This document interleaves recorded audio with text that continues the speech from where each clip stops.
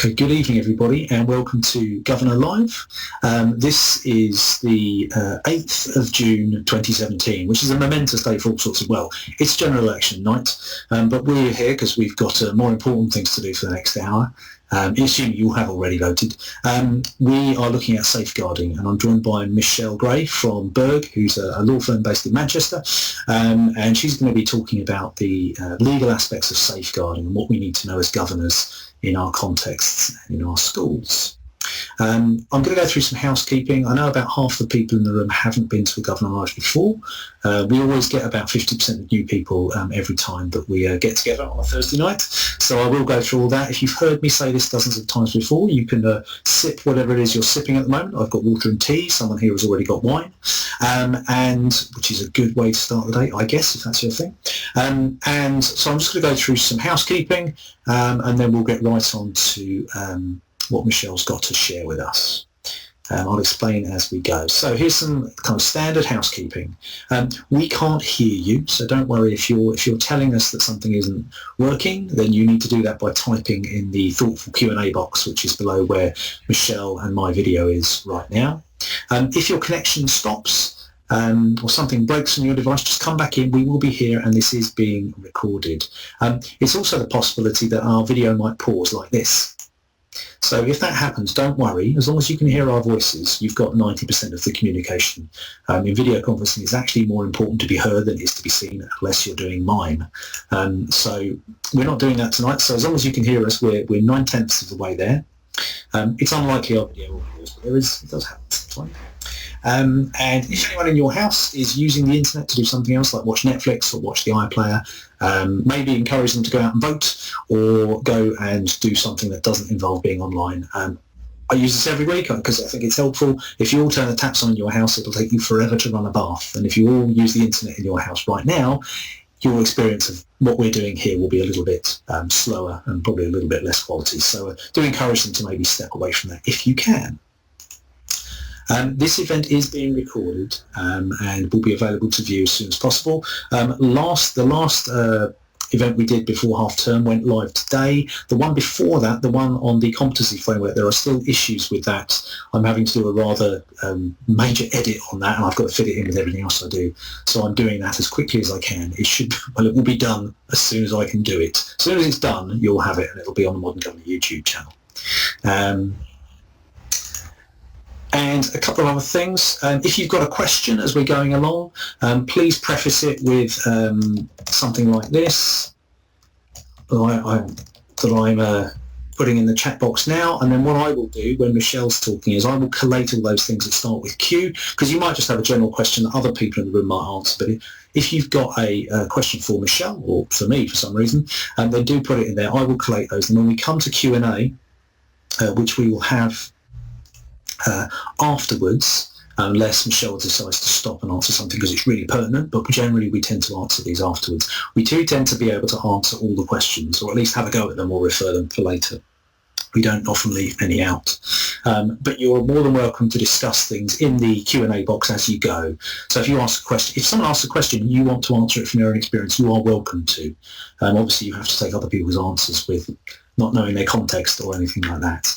We do aim to conduct ourselves as we would in a governing body meeting in these sessions. So that means just listening, being respectful, that sort of good stuff. But do please also bear in mind issues of confidentiality, particularly this evening. Obviously, if we're sharing, you might want to anonymise. Obviously, you're going to anonymise anything you say. But the reason that your surnames are removed when you join us, you've registered with your full name, I imagine, but your surnames aren't displayed. That's because with a bit of Googling or a little bit of edge-based searching, it's possible to work out with someone's full name where they are likely to be a governor at. And as the recordings will be public, we're not going to kind of leave anyone open to that. So do please bear in mind if you share something or if you ask a question, bear in mind that if you were talking to another governor at the school gate or outside the school office, how you might speak if you were speaking about something sensitive. We are in a public forum, so you can ask suitably, redacted questions, but do please bear that in mind. Just as before we go on, I would normally do this at the end, but I think it's particularly relevant.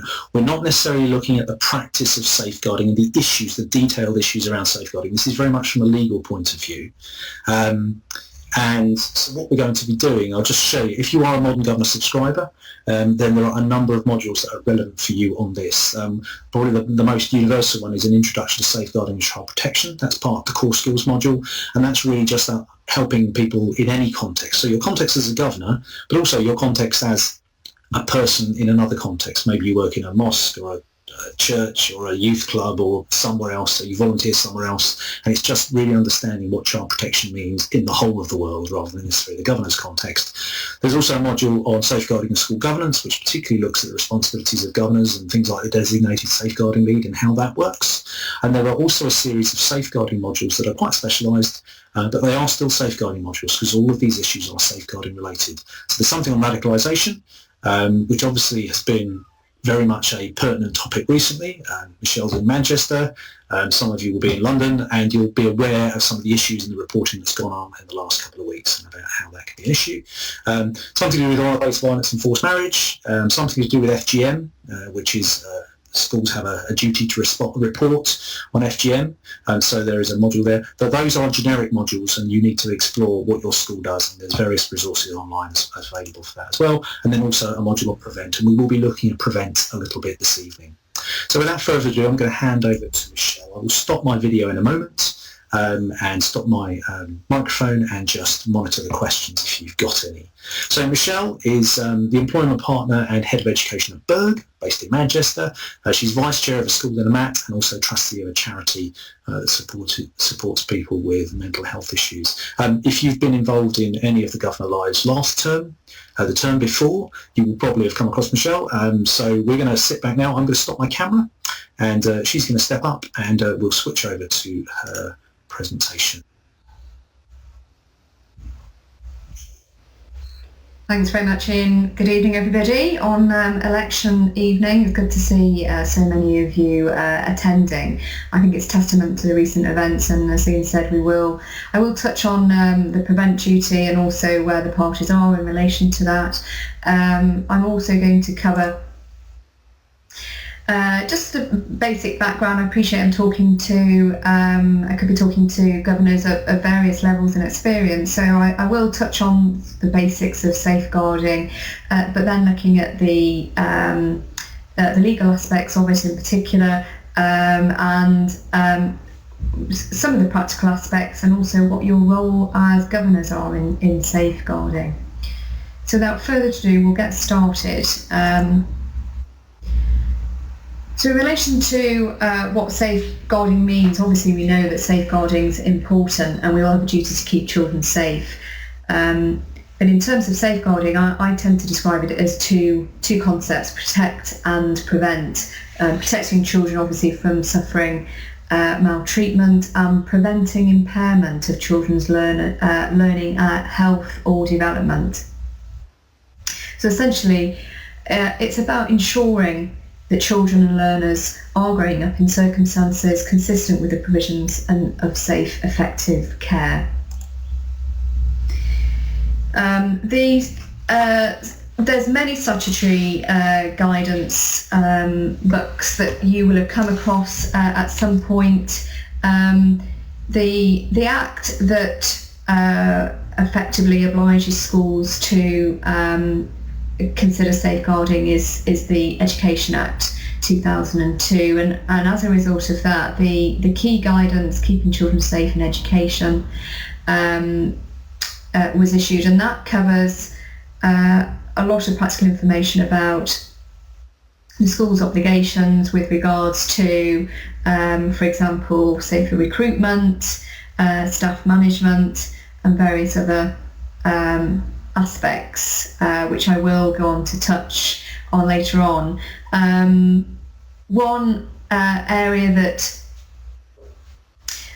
is obviously of more of a concern of recent times is online safety, and the UK Council for Child Internet Safety was actually set up in 2010 by more than 200 organisations covering government, educationalists and lawyers, and its aim is to provide information for online internet safety. And in fact, if you go onto their website, you will see some guidance for governors that includes a sort of checklist, if you like, of what good and outstanding would look like in the school. And I think that's important when you're looking at Ofsted and their requirements, which I will touch on. So I think the two go hand in hand, and there's some very useful information on the UK Council's website.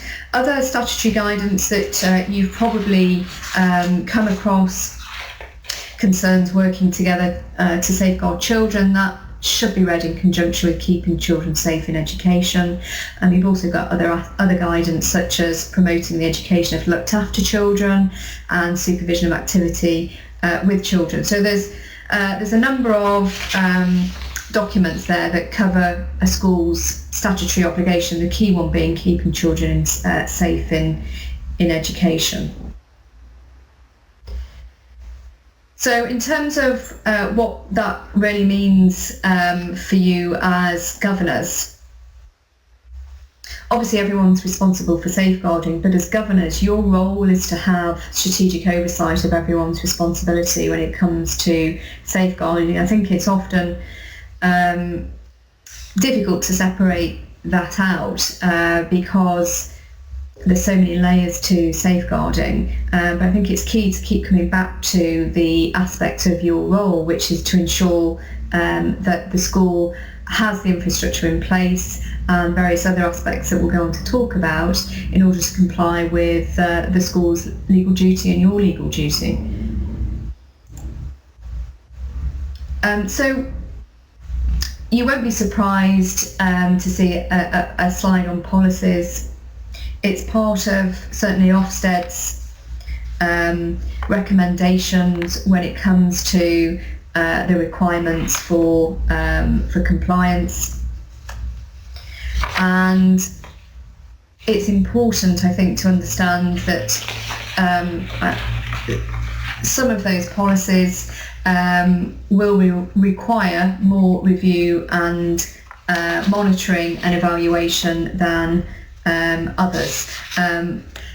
But that is something I would like to emphasise. Generally, in legal terms, it's all very well and good having a policy, but if you don't review it and monitor it and evaluate it, it will quickly become out of date, and particularly when we're talking about e-safety and so many different platforms these days, and it is important and vital for policies to be up to date and ensure they comply with current usage. Just one aspect of certainly some of the work that I get involved in around concerns that schools have about and maybe a member of staff.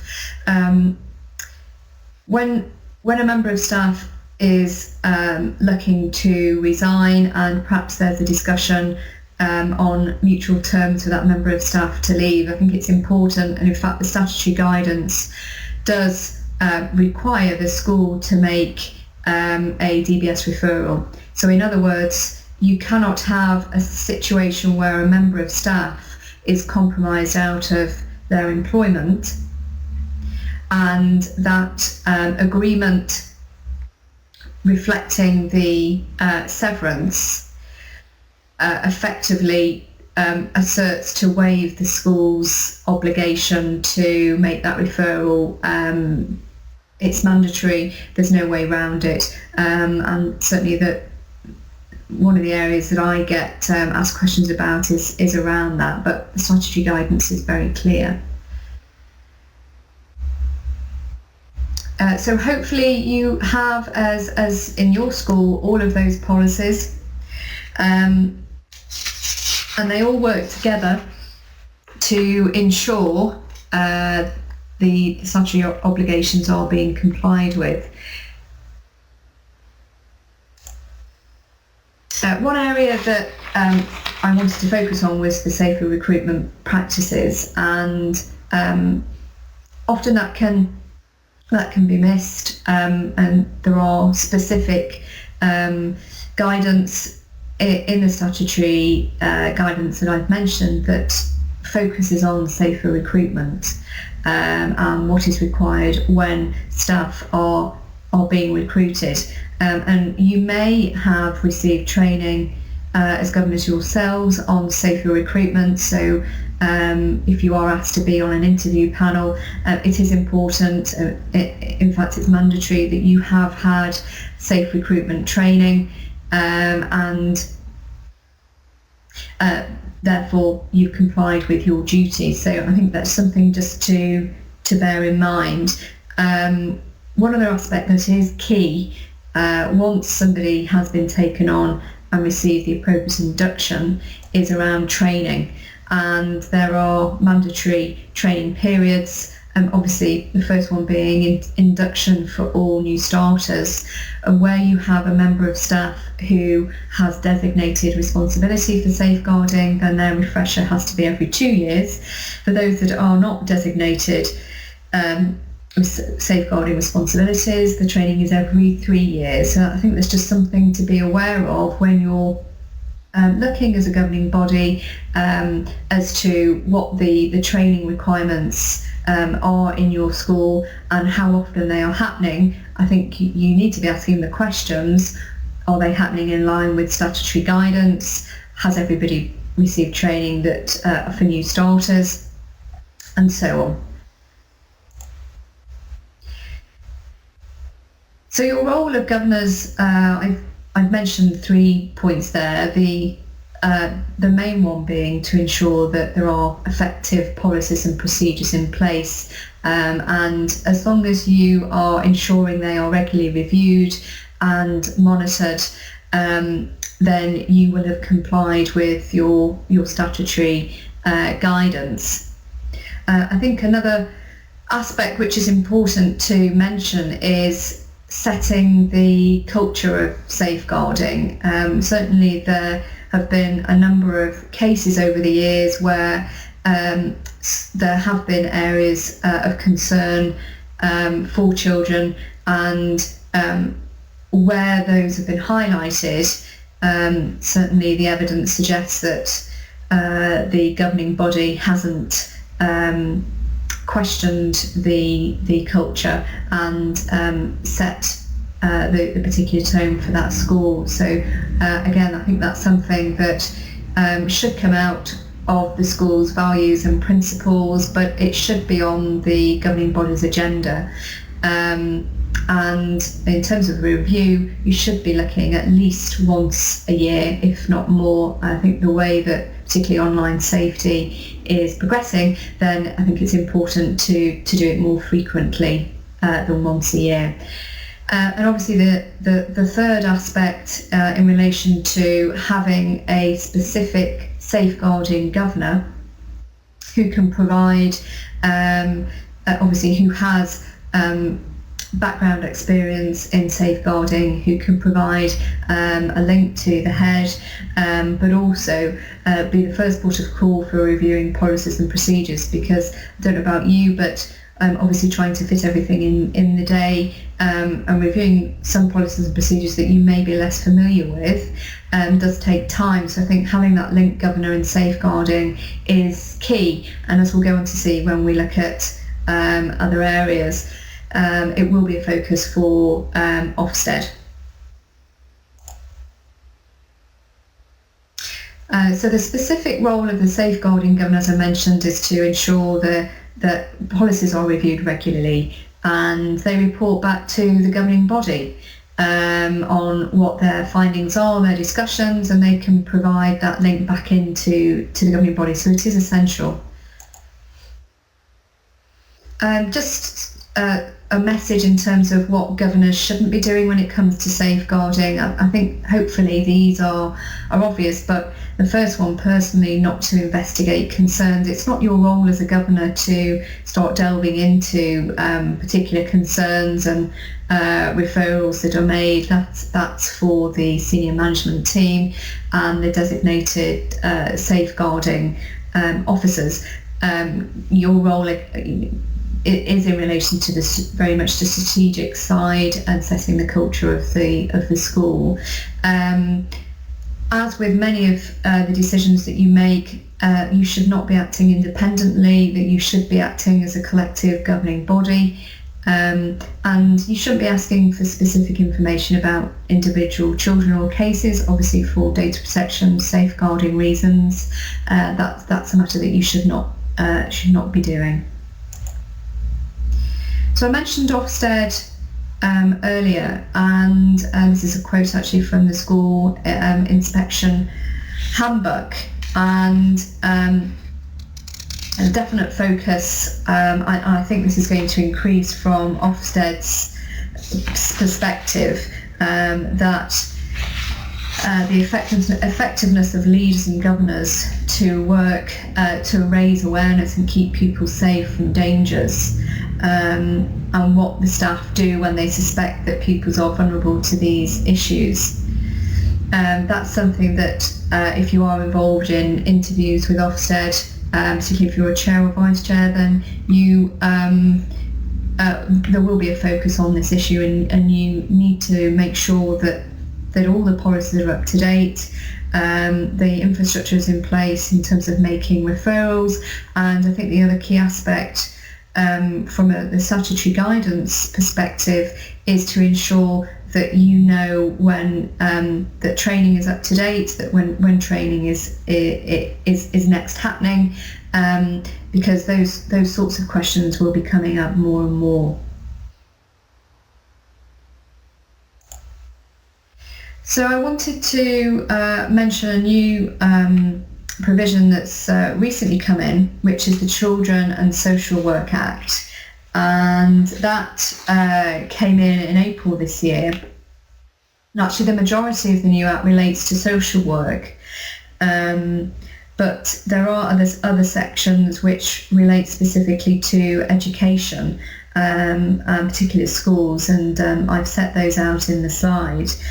The content relating to relationships and the proposed sex education programme under the Act is yet to be set, but it will cover safety in forming and maintaining relationships and the characteristics of healthy relationships and how they may affect physical and mental health and well-being.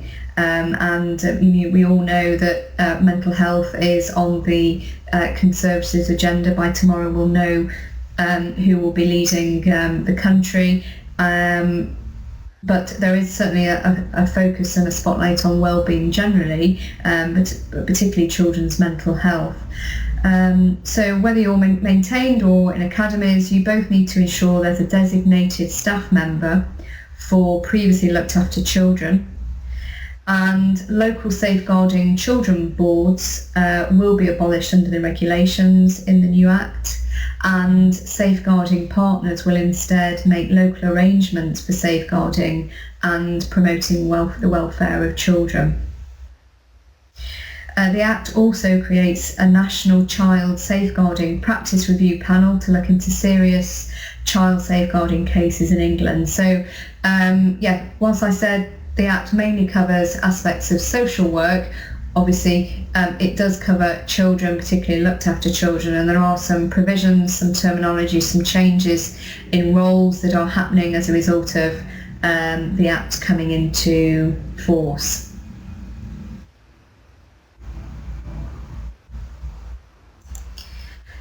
So I wanted to spend some time looking at the prevent duty. It's cropped up obviously in the wake of recent events. It certainly is on the political agenda, and I'll go through in a moment talking about what the various political parties are saying on the issue of prevent. But for those of you who are perhaps new to the role as governors, the prevent duty came into force 2 years ago now, on the 1st of July 2015. And the duty was designed to pursue and stop acts of terrorism, to prevent those acts from happening, and obviously part of that duty involves the school's obligations. So these are set out on 2 slides actually. The first is on the screen now. But there's certainly areas for schools to be focusing on, and one of the areas is around staff training that I've already highlighted, because it's certainly an area that people are going to be tested on more and more. And I think it's important that you have the evidence to show that in order to comply with the prevent duty, that there is evidence that staff have been trained.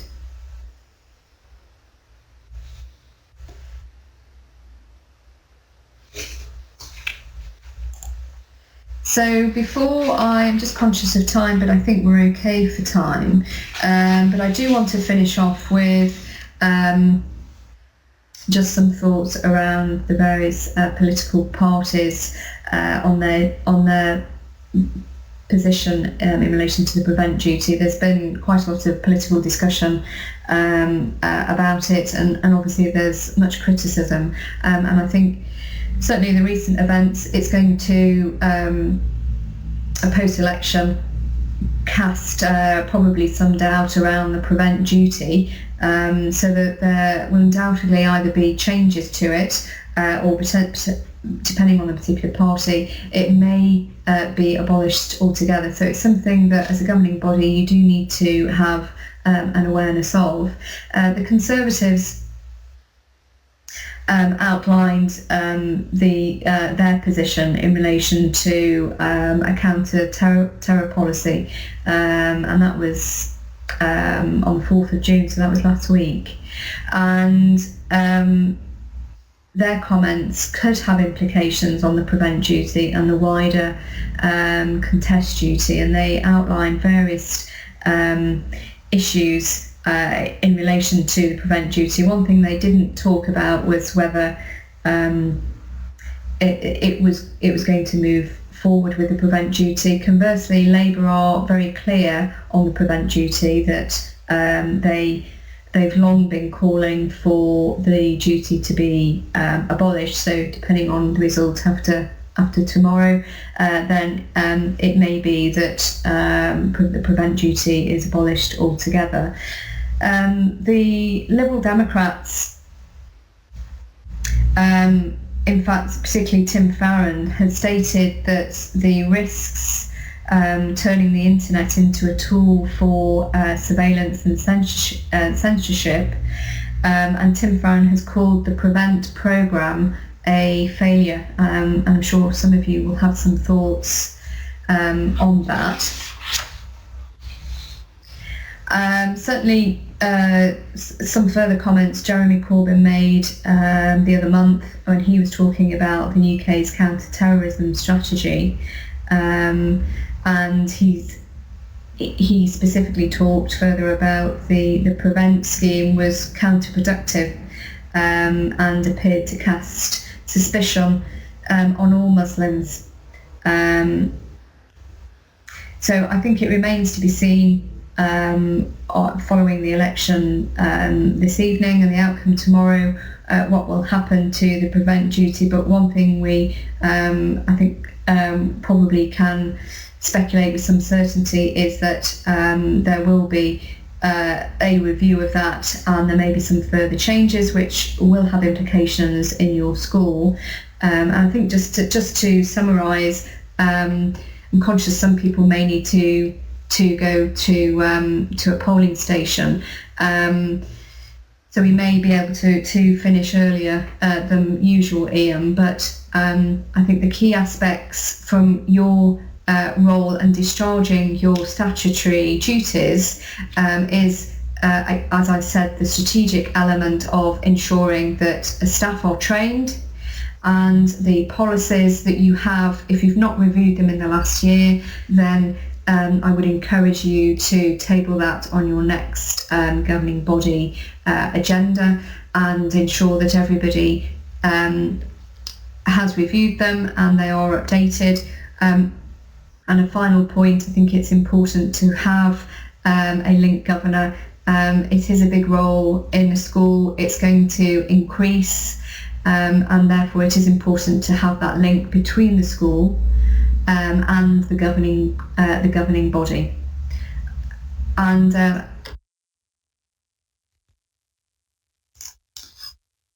that concludes the session. Okay, thank you, Michelle. Hopefully you can all hear me. I've got some questions here. In fact, only a couple of questions. If you've got any more questions, you can put them up. I'm just going to copy and paste them into here, as I often do. Actually, one of them is one that I've just asked because of something Michelle said. And actually, other Ian, there's another Ian in the room, excellent, has already done this. And what I'm going to do is also just get Maurice's question as well. And we'll do Maurice's question before mine. I think that probably makes more sense. So do you want to do Liz's question first? That's referring to the well, it's sort of self-explanatory there. Maybe if you could have a look at that.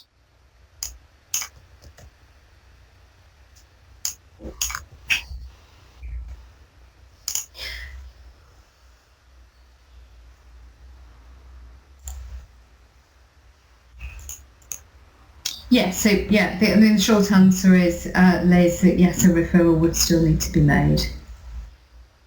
I think the point I was making was that sometimes there's discussion about whether, if there are allegations, and as a result of those allegations, there's a decision that the individual decides to resign for perhaps reference purposes, that does not then mean the school. And then Maurice's question has just come in just now, which you can probably read it. So.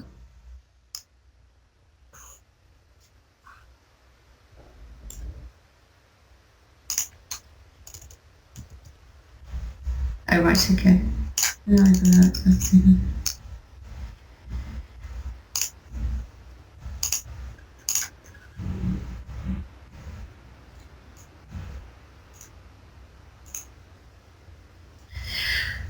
I think that's a good question, Maurice. I think particularly in light of the changes in data protection, and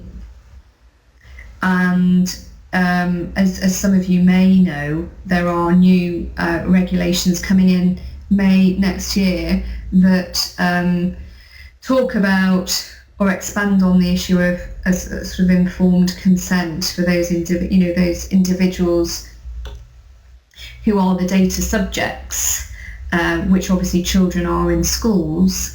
What's required, and I think probably I ought to check the regulations specifically on that point to give you a definitive. Tony has just kind of literally, as you so I'm happy to come back to you if you just leave your details down in the box.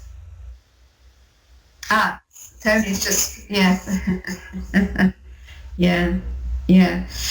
I mean, I was actually speaking at a conference today on the general data protection regulations, and I think that it's not straightforward. What I can say about the new regulations is this, that I'm often asked, well, what about Brexit? What does that mean? Do we need to be complying with the new regulations coming in next year? Well, yes, you do, because Brexit, if we get a deal, isn't going to happen until 2019. So we've got the best part of the year to that we have to comply with it. Secondly, it's unlikely that any deal would involve us not complying with it.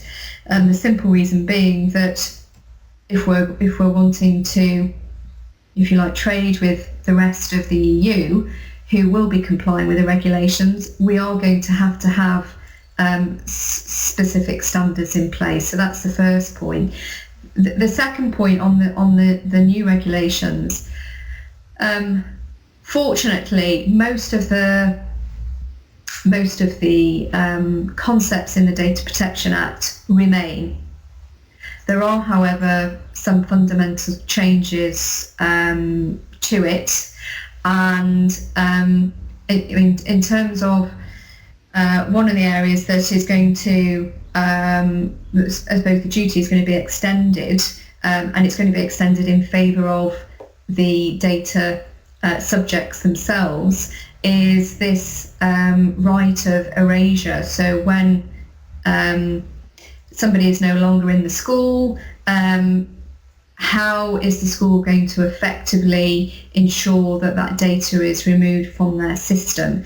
Because you have a right of, most organisations will be aware there's legal concept of the right to retain data for a period of time. And there's often guidance issued by the Information Commissioner about what form you store that data when somebody has left. So I think that there are going to be changes around the right of removal, to answer your question, Tony. But I think that the specifics, we are actually, and what I will do is make sure, Ian, it's on our, it's publicly available. So if people want to log on to our website, we have a briefing note of the areas of the Data Protection Act. It's very, very lengthy and detailed, quite complicated, but it will all be in a briefing note, and I would encourage people to have a look at that, and then they can read through certain aspects. One area that you do need to be aware of as governors, the one major change in the regulations will be fines. So at the moment, the UK has a maximum of 500,000 as a possible fine, which you may think is a lot, but comparatively speaking, it's not. We have a situation with the regulations; they are bringing in fines that could be a maximum. Just read the same there, 20 million euros or 4% of your turnover. So I think it's something to bear in mind, and it.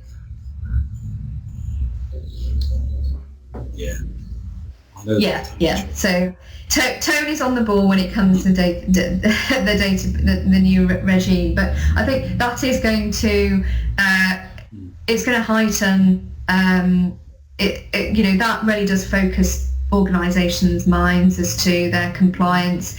I think it will be key moving forward that a lot of, depending on the size of school you're in, or if you're in a large multi-academy, managing a lot of data and personal details, then I think you're likely to find that there will be a specific designated role as a data protection officer. I don't see how you can sort of pay lip service to the new regime and the risk of the fines without having somebody there full time, depending on what. And I took a liberty and asked a question myself, which is, does the removal of LCSBs mean that the role of local authorities and that kind of level, does that mean it's diminished? The safeguarding partners that are going to replace the LSCB, I can't even say it now, does the safeguarding partners replace those? Is that kind of located outside of that kind of local authority context because of Matt's kind of spreading having fingers in many local authority parts? How is that? What are the fundamental, do we understand what the fundamental differences are for us as schools? Because obviously those boards have a fairly fundamental role at the moment for many of us, if we're aware of it.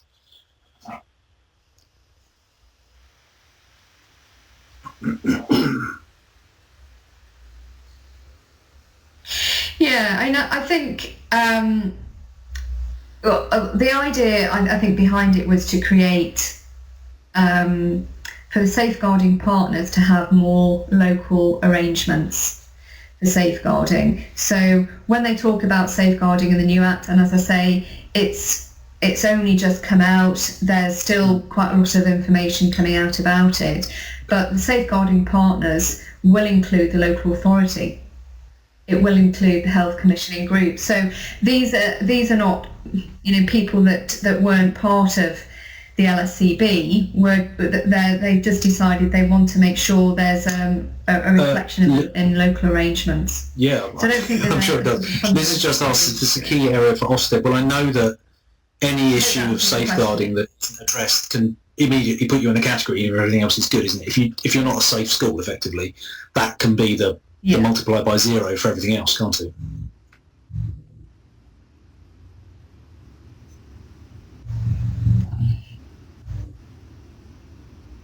Yeah, I mean, touched on that issue in the slide, and it's absolutely key. It's not something that you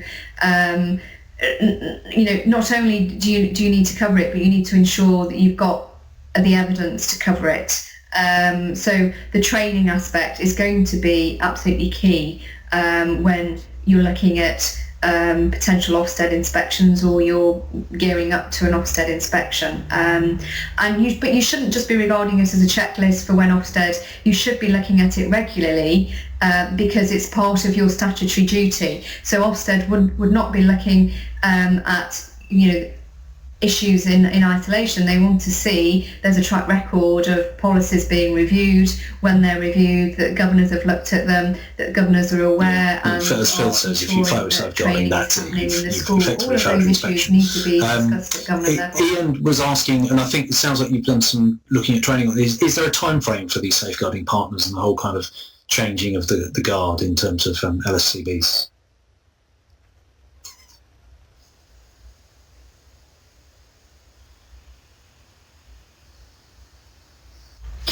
Not that I'm aware of, but I can double check it. Right, folks, we're going to finish a little bit early. We've still got 5 minutes to go, a couple of things to cover. In fact, I definitely want to talk about next week, because next week's going to be really interesting. Not that this isn't, but it's going to be quite a different thing that we're going to do next week, so do hang on for that. If anyone else has got any questions, now's a good time to start typing, and I'll see that you're typing in the box, and I'll refrain from moving on. So if you've got a question that you want answered, Michelle, do you think you could put your email address in the box? If people, obviously, this is very much, we're looking at very much the kind of the legal aspect of safeguarding rather than necessarily the issues around safeguarding, because that's something that you should be addressing in other training anyway, as been mentioned. If you're a modern governance tribe, I've already said about those 6 modules that are there.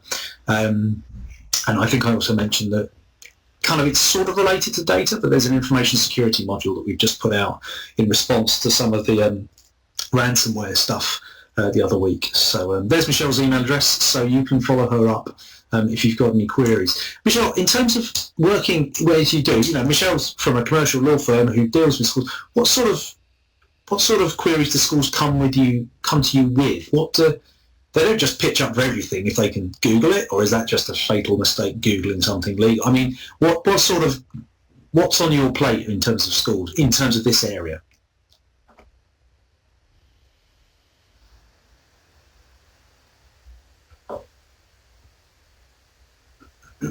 Oh, in terms of safeguarding particularly, well, one of the key areas is around the issue of somebody leaving and their duty with regards to making referrals. I think it's embedded in the keeping children safe statutory guidance, and I think it's often missed, but there is a specific section on it. But I think people still regard it as a grey area. They're unsure when to make referrals, but I think it's always a case of you can't be, as a school, be avoiding your statutory duties. That's one of the areas. The other one is around recruitment and the various checks that you need to do, and obviously in complying with DBS checks. Okay. So and Phil's just got one more question there. How far, if you're at the safeguarding, where does your liability extend to? Is it limited at all, or if it is, where does it kind of stop? You might want to clarify that, I'm not sure, unless it's not immediately obvious.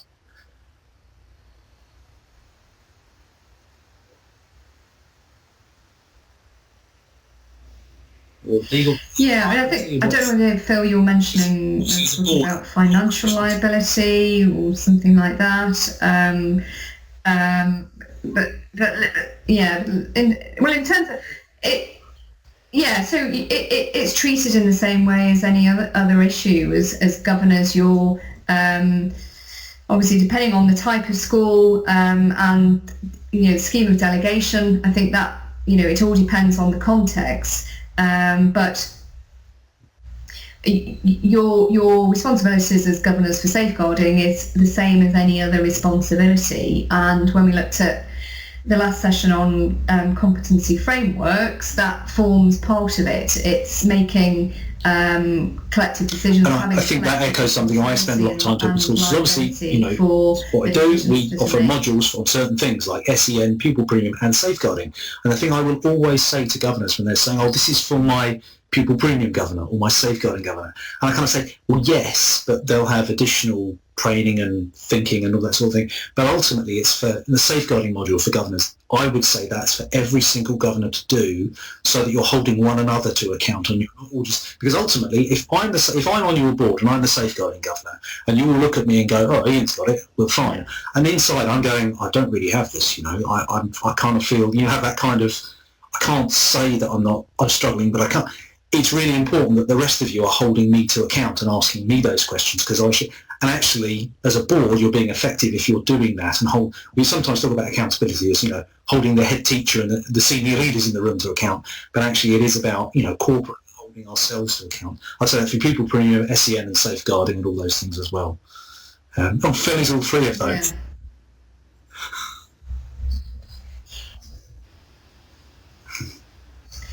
Yeah, exactly. I mean. Yeah, I don't know whether, Phil, if you're concerned because you're considering being a link governor in safeguarding, or you are a link governor in safeguarding, but you're bearing in mind what I said about making individual decisions. You're not a link governor and therefore 100% responsible if something were to go wrong, because it just doesn't operate like that in the governing body. You're there to ensure that effectively there's a link between the governing body and the head teacher. Depending on the size of the school, there may be a lot of issues that are discussed outside of the governing body, and part of the role of the link governor is for the head teacher to be able to call somebody up to say there are some specific issues. Depending on the school, I don't think it happens a lot, but it is seen as a requirement to have a safeguarding link governor. But you're not going to be the finger's not going to be pointed at you if there are specific issues. And it's other people's responsibility to hold. You as a Phil, as a in his governing case, body I think as Phil has just implied that he's SEN, pupil premium, and safeguarding governor. And whereas Liz has said there are two of us doing safeguarding, so you can see there's different ways of cutting this particular cake or piling it on top of one another. Ultimately, it's my responsibility to hold my safeguarding government to account, isn't it, as a governing body member? Yeah. Yes, and yeah, absolutely. And the size of the school, it may warrant two, or it may be that you decide there are the two governors that have experience or an interest in it that actually, and that's great.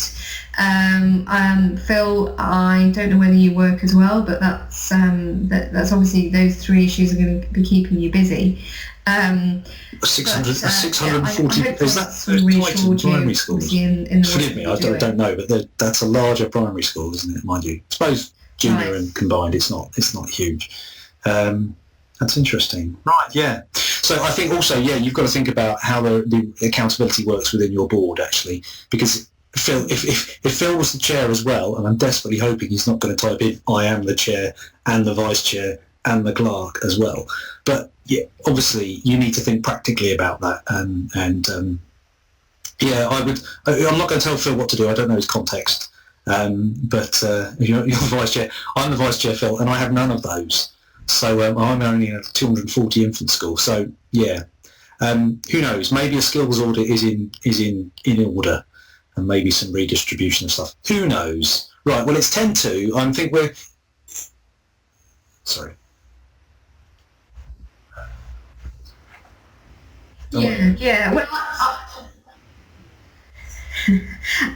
I was just going to say, sorry, Ian, that Phil, I think if you haven't had a chance to look at the competency framework that I spoke about last week. I think it's really understanding. It's okay for someone to have more of my role. It's just making sure that you're not palming it off onto that person, that actually they're almost like the reference person. But I always think about it, if Ofsted, don't live your life for Ofsted. Sean Harford, who's their lead for inspection, will tell you that if you ask him on Twitter or at a conference. you don't live life for Ofsted, but you do kind of have that, if Ofsted are in the room and Phil's not here, Phil, say you're away and Ofsted show up, what are the rest of your board going to do? I think if you're confident that they can cover for you and they can speak in your place, if they were to ask, you directly, then I think maybe you're okay. If they're not, then you definitely maybe need to address that.